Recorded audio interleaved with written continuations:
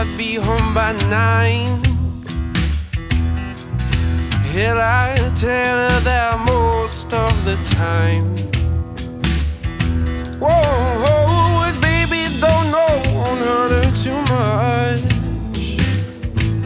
Whoa, I'll tell her where, but I won't say what. Oh, now I'm dancing, oh, I'm dancing. I'm dancing with the devil.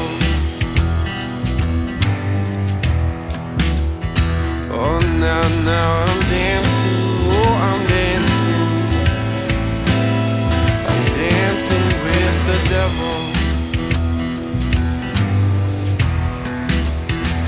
Oh, pour me a whiskey, oh, Hey guys, welcome back to Otter Creek and Rio Grande.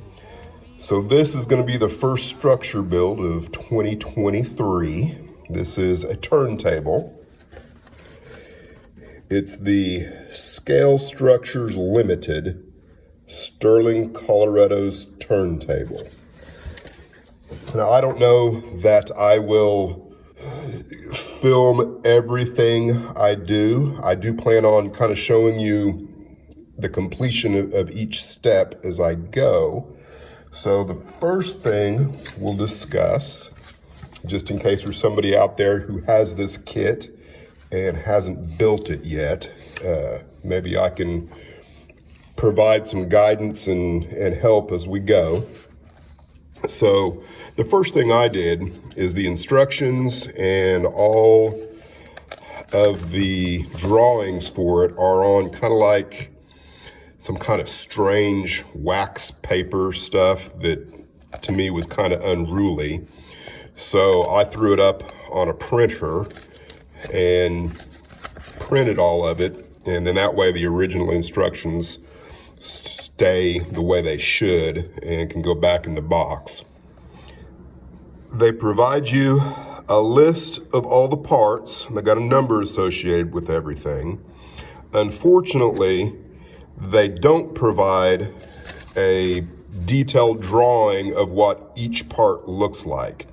You have to figure that out by looking at the 2 or 3 drawings they do supply.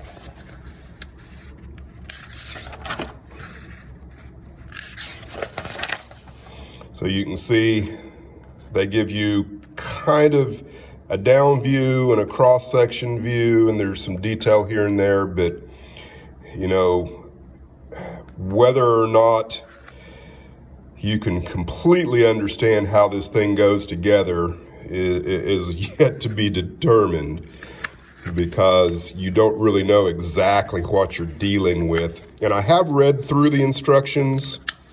They're okay. You know, it's not terrible. I think I'm going to be able to do it. But it's going to be an adventure because I've never done a turntable before. So where I'm at right now,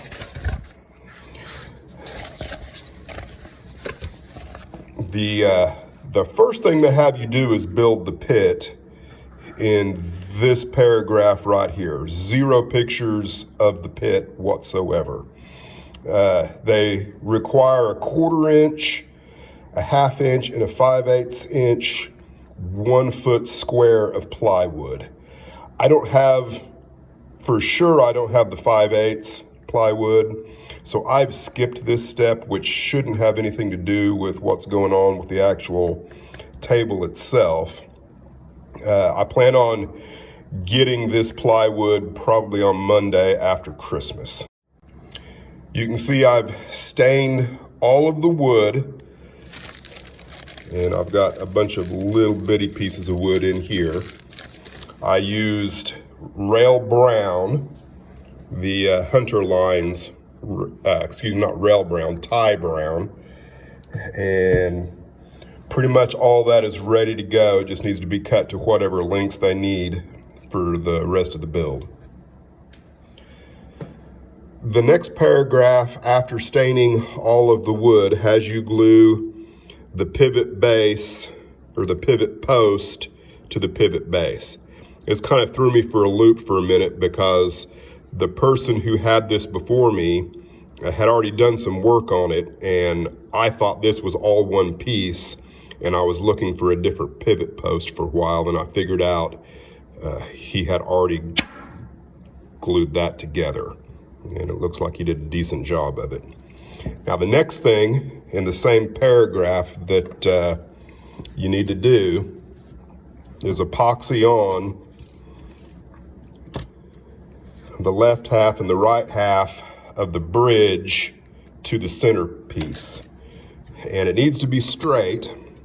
And so what I'm looking at here is these two pieces join up pretty good, and I've already done some filing, but this piece doesn't. So I suggest taking your time with the filing of these things, because the gentleman who worked on this before me, these were at one time glued together, but there wasn't any strength, nor do I think that they were probably very straight.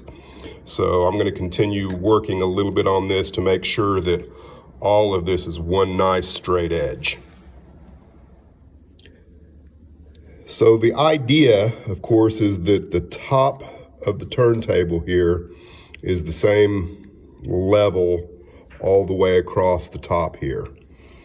And one of the things that I found out is there's just a little bit of a lip right in here that you need to go in and make sure that that's nice and square. And I had to take a little extra material out to get the bridge to fit in there to where there wasn't any protrusion, and there still is a little bit here. I need to go a little bit more, but you want all of that to be nice and smooth, and I'm just about ready to epoxy it together.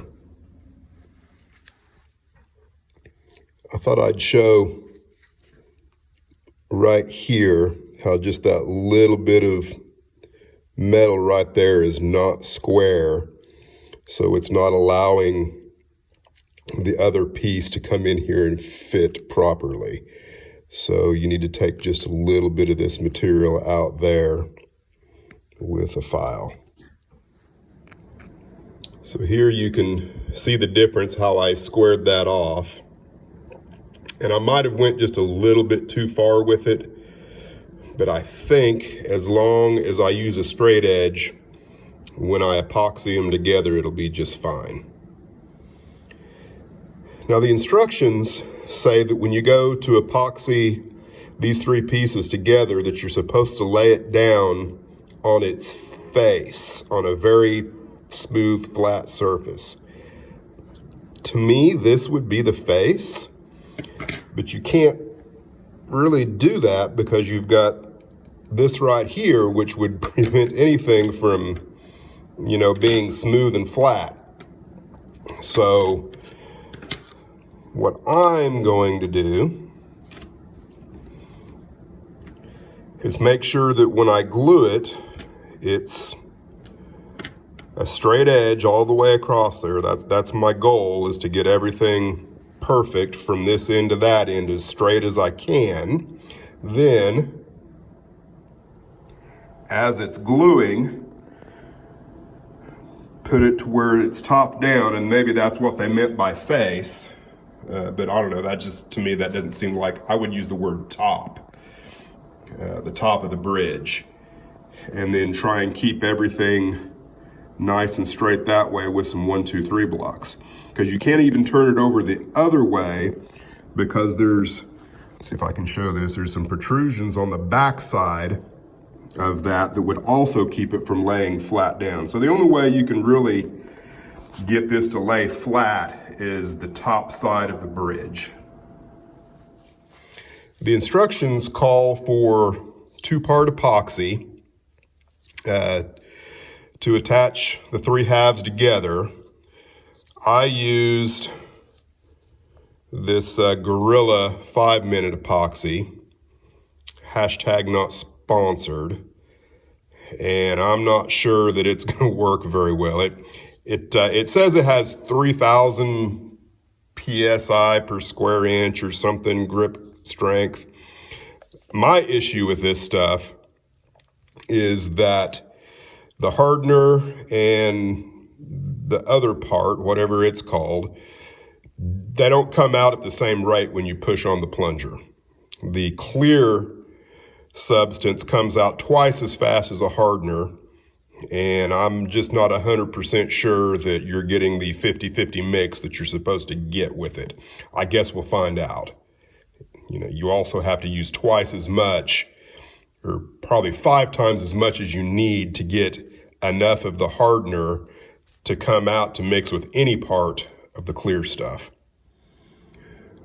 One of the first things you have to do when you start working on the bridge is go in and clean up the casting lines. And I've already got most of this off, but you can kind of see that there was a heavy casting line all the way down the center of this.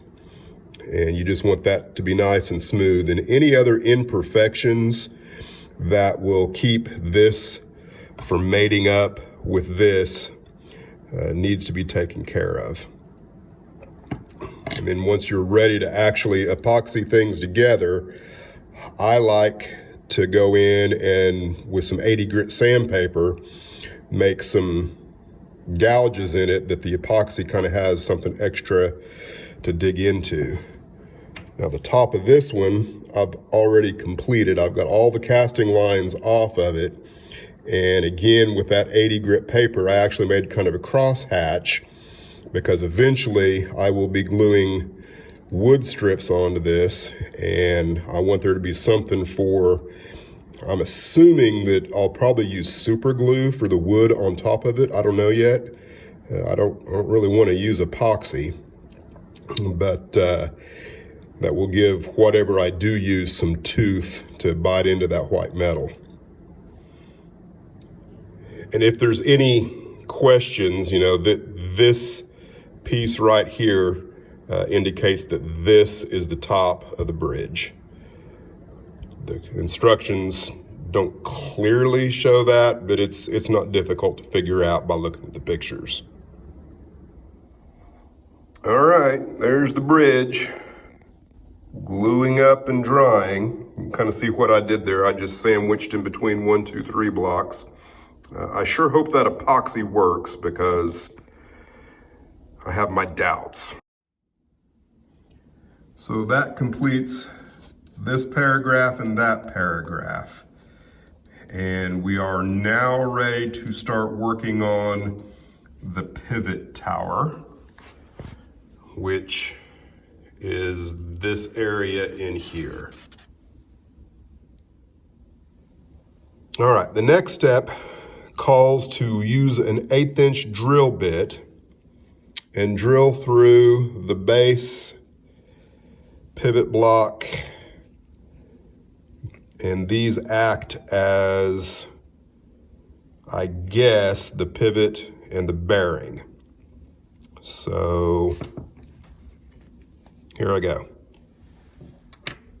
Okay, so I've got the hole drilled out in the pivot post and base, which will now accept the motor shaft.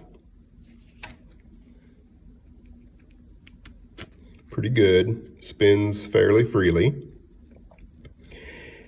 And the pivot block is also drilled out, and it fits on here just like that. Now they supply, where's it at? Here it is. They supply some 0.045 wire that absolutely will not fit through the hole drilled in the shaft. So I've got some 0.39 wire that works perfectly. And then that gets epoxied into that recess there. But you can see they did not drill their hole perfectly centered through the casting there. So I'm going to have to probably go in with a file and kind of widen that channel out just a little bit so that fits in there good. Ultimately, all that really matters, and it probably will work just like that, all that really matters is that there's no slop in that block when you change directions or anything. So that's where I'm at now.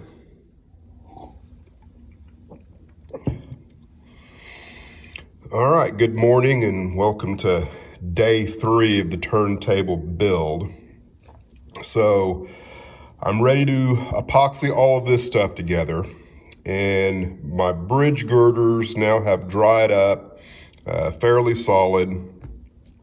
And the next step that requires is putting in the roller case. And you're supposed to glue 2 of these. That's what you have, is 2, one for each end of the bridge. And it goes in this end right here. And it's supposed to be flush. You epoxy it on one of the girders on both ends. So, and you can kind of see this is the end detail of how it fits in between the girders. It's not too terribly confusing, but there are 2 pieces to it. You've got the roller case, and then you've got the case cap. And you do not glue this on yet, so I'm not going to do that. And it goes on the end. Oops, I got it backwards. Just like that, flush up on both sides. So I'm going to get started doing that. All right, I want to talk just a little bit about the fit and finish of these parts here. So you can see this pin goes in there, and then that, what they call the pivot block, that on the top, should ride flush on top of the pivot post. Now, I've already done some work on this, but you can see there's just a little bit of a gap right in there. It was probably 3 times that when I started. And so, you know, if you're particular like I am, you want your bridge to turn and not, you know, have some funky waves in it that might make it malalign with the tracks. So what I did, of course, to begin with, is I made sure that the bottom of the pivot block on a file was nice and perfectly flush. So I know this surface is as flush as it can get. I then took sandpaper and made a hole for it, and then with the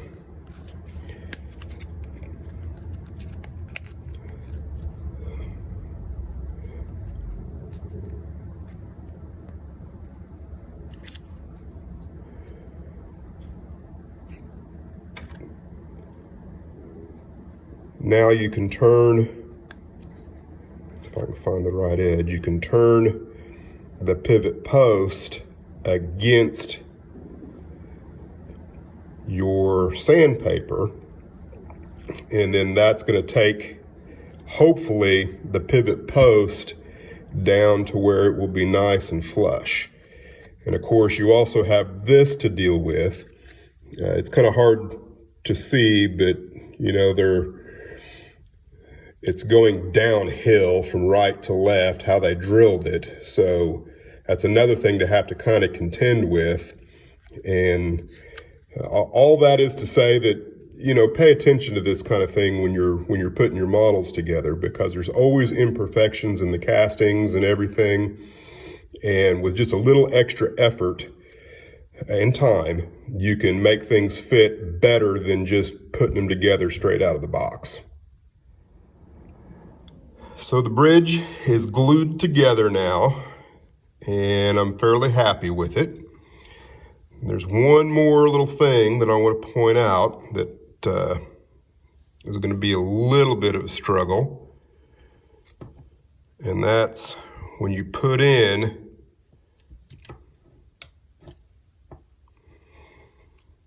the pivot block along with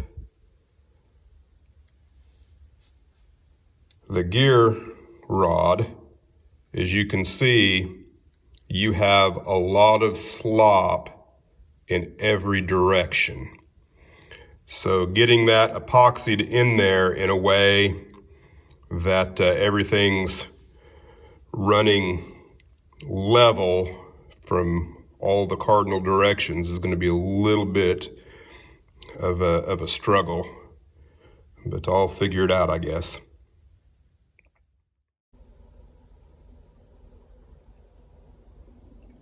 When in doubt, get out your 1, 2, 3 blocks and try and make everything square as possible.